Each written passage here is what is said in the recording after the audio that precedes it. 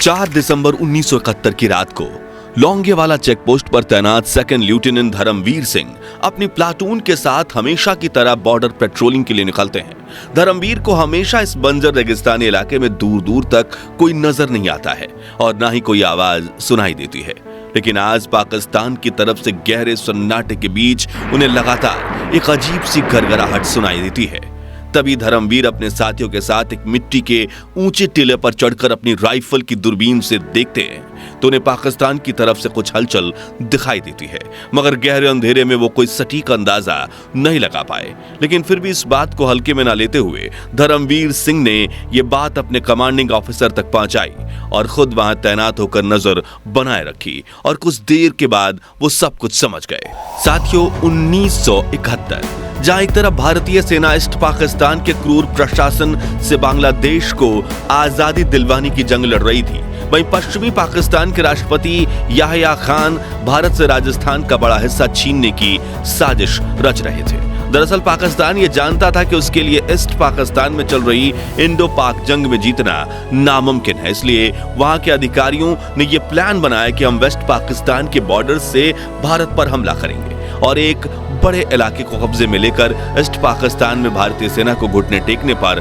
मजबूर कर देंगे। मगर भारत ने कश्मीर बॉर्डर पर अपनी सिक्योरिटी को बिल्कुल टाइट रखा था। ऐसे में पाकिस्तान की नजर पड़ी राजस्थान में मौजूद लौंगेवाला चेकपोस्ट पर। उस वक्त धार मरुस्थल के बीचों बीच मौजूद इस चेकपोस्ट के चारों तरफ गर्म हवाएं, रेत के टिले और सूखे हुए पेड़ों के अलावा कुछ नहीं था। ये चेकपोस्ट वैसे तो बॉर्डर सिक्योरिटी फोर्स की निगरानी में ही रहता था, लेकिन जब भी देश के ऊपर कोई संकट मंडराता तो यहाँ पर इंडियन आर्मी की एक बटालियन को तैनात कर दिया जाता है। उसी साल भी इस पोस्ट की निगरानी भैरव सिंह राठौर कमान में बीएसएफ के 6 से 7 जवान कर रहे थे। लेकिन इंडो पाक जंग शुरू होते ही यहाँ पंजाब रेजिमेंट की 23वीं बटालियन अल्फा कंपनी को भेज दिया गया था। मात्र 120 जवानों की इस टुकड़ी का नेतृत्व मेजर कुलदीप सिंह चांदपुरी कर रहे थे, लेकिन पाकिस्तानी इंटेलिजेंस एजेंसी को इस बात की भनक नहीं थी। मगर फिर भी पाकिस्तान रिस्क न लेते हुए उन्होंने बीएसएफ के 10 जवानों से लड़ने के लिए अपने 2000 से 3000 जवानों की सेना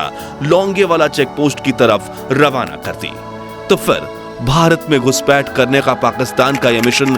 फेल हो गया। कैसे हमारे 120 जवानों ने खुद से 18 से 20 गुना बड़ी सेना को धूल चटा दी, और आखिर क्यों पाकिस्तानी ब्रिगेडियर को अपनी सेना लेकर उल्टे पैर अपने मुल्क लौटना पड़ा, जानेंगे बैटल ऑफ लौंगेवाला की इस ऐतिहासिक कहानी में। अब दोस्तों, उस वक्त भारतीय फौज ईस्ट पाकिस्तान में बांग्लादेश की आजादी का जंग लड़ रही है, इसलिए वेस्ट में राजस्थान को अपने कब्जे में लेने के लिए पाकिस्तान ने 3000 जवानों के साथ 60 T-59 और शर्मन टैंक्स, 500 से ज्यादा व्हीकल्स, मिसाइल लॉन्चर्स और 5 हाई रैंकिंग ऑफिसर्स भेजने का डिसीजन लिया और 206 ब्रिगेड, 51 ब्रिगेड T-59 टैंक्स के साथ 22 कैलेवरी शर्मन टैंक्स के 38 कैलेवरी और फील्ड रेजिमेंट जैसे बड़े बड़े यूनिट्स को लीड कर रहे थे। साथ ही पाकिस्तान की सेना को पेट्रोल डीजल के कई टैंक्स, लैंड माइंस खोजने के लिए 2 जर्मन शेफर्ड कुत्ते और कई दिनों का राशन भी दिया गया था। ऐसा इसलिए क्योंकि लौंगेवाला पोस्ट को कब्जे में करने के बाद पाकिस्तानी सेना रामगढ़ होते हुए जैसलमेर पहुंचना चाहती थी, जहां से राजस्थान के करीब 50% हिस्से को अपने कब्जे में लेकर पाकिस्तान भारत सरकार से ईस्ट पाकिस्तान के लिए नेगोशिएशन करना चाहता था। इसलिए 3 जनवरी के दिन पूरे जोश के साथ पाकिस्तानी सेना राजस्थान बॉर्डर की तरफ रवाना हो जाती है। लेकिन उन्हें पता क्या था कि लौंगेवाला पोस्ट पर भारत के ऐसे जवान मौजूद हैं जो उन्हें राजस्थान तो छोड़िए, बॉर्डर के पास 1 फीट इलाका भी अपने कब्जे में नहीं लेने देंगे। खैर, उस दिन पाकिस्तान ने ऑपरेशन चंगेज खान के तहत पाकिस्तान ने भारत के पश्चिमी सीमा पर 11 एयरफील्ड्स और रेडार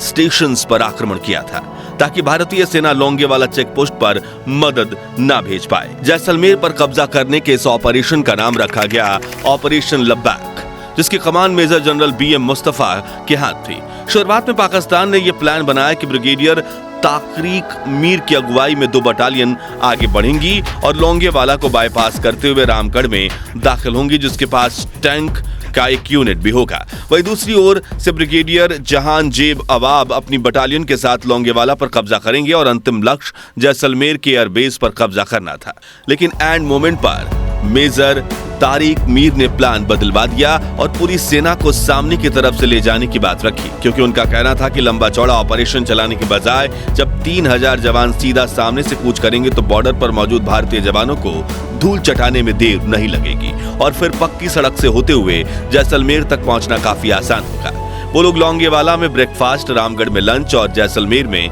डिनर करना चाहते थे, लेकिन चंद घंटों में भारतीय सेना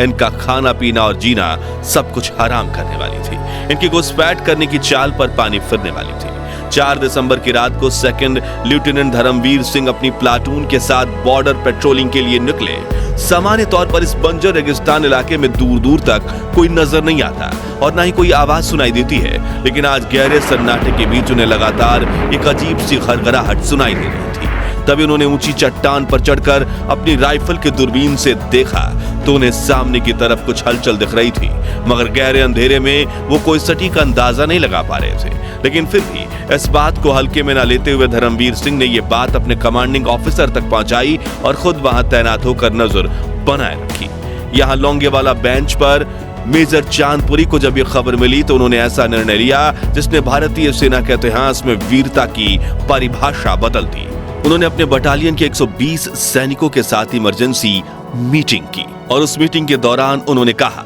कि सामने से हजारों दुश्मन हमारी तरफ तेजी से बढ़ रहे हैं, लेकिन हमारे पास सिर्फ 2 machine gun, 2 mortar, 4 anti tank rocket launcher, 2 jeep mounted recoilless rifle, हर सैनिक के पास एक राइफल और कुछ बख्तरबंद गाड़ियां हैं, मगर फिर भी मैं दुश्मन के सामने अपनी पूरी ताकत से लड़ूंगा, क्योंकि ये भारत माँ और पंजाब रेजिमेंट की अल्फा कंपनी की इज्जत का सवाल है। मगर आप में से कोई अपने कदम पीछे लेना चाहता है तो अभी ले सकता है, लेकिन मेजर की पूरी कंपनी तो दिलेर थी, पीछे हटने का ख्याल भी किसी के जहन में नहीं आया। मेजर चांदपुरी ने इस हमले की खबर हाई कमांड को दे दी, लेकिन वो भी सुबह तक मदद पहुंचाने में असमर्थ थे, क्योंकि चारों तरफ छाए कोहरे में एयरफोर्स के फाइटर जेट्स का उड़ना नामुमकिन था। ऐसे में अगले 7 घंटों तक मेजर चांदपुरी की बटालियन को ही लौंगेवाला चेकपोस्ट की रक्षा करनी थी। बटालियन के कुछ सैनिकों ने बॉर्डर और चेकपोस्ट के आसपास जमीन में लैंडमाइंस बिछा दी और सभी ऊंचे रेतीले टीले पर मौजूद चेकपोस्ट पर तैनात हो गए। अब पाकिस्तानी सेना इंडियन बॉर्डर के पास पहुंच चुकी थी। रात के करीब 12:30 बजे पाकिस्तानी सेना ने मीडियम रेंज आर्टिलरी गन गोलियां बरसाना शुरू कर दिया, जिसके निशाने पर आए बीएसएफ के 5 ऊंट शहीद हो गए। उन बेजुबान जानवरों को मरता देख इंडियन आर्मी का खून खौल उठा, लेकिन उन्होंने सही समय का इंतजार किया। इधर पाकिस्तानी सेना बॉर्डर पर पहुंच चुकी थी, जहां सिर्फ 3 कांटेदार तारें ही बंधी हुई थी, जो देख उन्हें लगा कि शायद भारत यह काम हमें उल्लू बनाने के लिए कर रहा है और तारों के इस बार एंटी टैंक्स माइंस का ढेर बिछा होगा, इसलिए वो वहीं रुक गए। जब उन्होंने वहां चेक किया तो वाकई उन्हें वहां बिछी लैंड माइंस मिली, जिन्हें भारतीय सेना ने कुछ देर पहले ही बिछाया था। अब उन लैंड माइंस को डिफ्यूज करके आगे बढ़ने में पाकिस्तानियों को 2 से 3 घंटे का समय लग गया, जहां मेजर चांदपुरी भी वही चाहते थे। सुबह मदद आने से पहले हम पाकिस्तानी सेना के समूह को लौंगेवाला चेकपोस्ट पर ही रोक कर रखें, इसलिए रात के करीब 2:30 बजे मेजर चांदपुरी ने अपनी बटालियन में मौजूद रेकोइलेस गन्स वाली 2 जीपों को लौंगेवाला पोस्ट पर तैनात कर दिया। वहीं दूसरी तरफ पाकिस्तानी सेना सभी लैंडमाइंस को डिफ्यूज करके लौंगेवाला पोस्ट की तरफ बढ़ रही थी, लेकिन उनकी सबसे बड़ी मूर्खता थी T-59 और शर्मन टैंक्स को जंग का मेन हथियार बनाकर थार के रेगिस्तान में लेकर आना, क्योंकि इस पतली मिट्टी पर इन टैंक्स के आगे बढ़ने की रफ्तार बिल्कुल कम हो चुकी थी। मगर फिर भी कछुए की चाल से आगे बढ़ते हुए सुबह 4 बजे पाकिस्तानी सेना लौंगेवाला चेकपोस्ट के बिल्कुल पास पहुंच गई और उन्होंने चेकपोस्ट की चारों तरफ घेरा बना लिया। ऊपर चेकपोस्ट पर मौजूद भारतीय जवान ये समझ चुके थे कि वो 100-200 नहीं बल्कि कम से कम 2000 पाकिस्तानियों के बीच फंस चुके हैं, यानी करीब 1 भारतीय सिपाही के सामने पाकिस्तान के 17 सिपाही। लेकिन वो कहते हैं ना, जंग हथियारों से नहीं हौसले से लड़ी जाती है। इधर पाकिस्तानी सेना लगातार गोलियां बरसा रही थी, लेकिन भारतीय सेना ने तब तक जवाबी हमला नहीं किया जब तक पाकिस्तानी टैंक लौंगेवाला पोस्ट के करीब 30 मीटर पास तक नहीं पहुंचे और करीब 4:30 बजे भारतीय सेना ने अपनी जीप माउंटेड रेकोइलेस गन्स से हमला शुरू कर दिया। अब T-59 और शर्मन टैंक्स के ऊपर ही तरफ एक कमजोर हिस्सा होता है और ऊंचाई पर होने की वजह से भारतीय सेना टैंक्स के उस हिस्से पर गोलियां बरसाने में कामयाब रही, जिससे पाकिस्तान के 2 टैंक्स तबाह हो गए। साथ ही इन गोलियों में टैंक्स के ऊपर बंधे वो डीजल और पेट्रोल के बम भी ब्लास्ट हो गए, जो वहां बंधे हुए थे, जिन्हें पाकिस्तानी सेना आगे के सफर के लिए लेकर आई थी। इन धमाकों में चारों तरफ आग फैल गई, जिससे ऊंचाई पर बैठी भारतीय सेना को दुश्मन की मूवमेंट का साफ पता चल गया, जिससे उन्हें सटीक गोलीबारी करने में काफी मदद मिली और उन्होंने पाकिस्तानी सेना के 5 और टैंक्स तबाह कर दिए। अब पाकिस्तानी सेना लोंगेवाला चेक पोस्ट के आसपास लगी रेलिंग के बिल्कुल करीब पहुंच चुकी थी, लेकिन वहां भी कुछ तारें बंधी हुई थी और पाकिस्तानी सेना को लैंडमाइंस का डर सता रहा था, इसलिए वो तार तोड़कर दबे पांव माइंस खोजने के लिए आगे बढ़ने लगे। लेकिन भारतीय सेना लगातार उन पर गोलियां बरसा रही थी, ऐसे में उनका आगे बढ़ना मुश्किल हो चुका था। दूसरी तरफ इंडियन एयरफोर्स मेजर चांदपुरी के सपोर्ट के लिए अपने एक Hawker Hunter 3HAL Marut fighter jets को तैयार कर चुकी थी, जिन्हें ऑपरेट करने वाली 122 स्क्वाड्रन के पायलट सुबह होने का बेसब्री से इंतजार कर रहे थे। यहां लोंगेवाला पोस्ट पर लैंडमाइंस क्लियर करने में पाकिस्तानी सैनिकों को पूरे 2 घंटे लगे और सब कुछ निपटाकर वो करीब 6:30 बजे आगे बढ़ने की कोशिश में जुट गए। लेकिन जहां एक तरफ पोस्ट से भारत के 120 जाबाज सिपाही गोलियों की बारिश कर रहे थे, वहीं सूरज की पहली किरण के साथ भारत के 4 फाइटर जेट्स भी लोंगेवाला पोस्ट पर पहुंच गए और करीब 7:30 बजे आसमान से बम बरसाकर उन्होंने पाकिस्तान के 6 टैंक्स तबाह कर दिए। वहीं अब तक पाकिस्तानी सेना के 100 से ज्यादा सैनिक मारे जा चुके थे, लेकिन फिर कुछ मिनटों के लिए भारत के फाइटर जेट्स गायब हो गए, जिससे पाकिस्तानी सेना को लगा कि शायद वो फ्यूल और हथियार लेने के लिए जैसलमेर गए हों। लेकिन तभी चारों जेट्स वापस आए और उन्होंने फिर एक बार आसमान से कहर बरसाया, जिससे दुश्मन की 206 ब्रिगेड, 51 ब्रिगेड और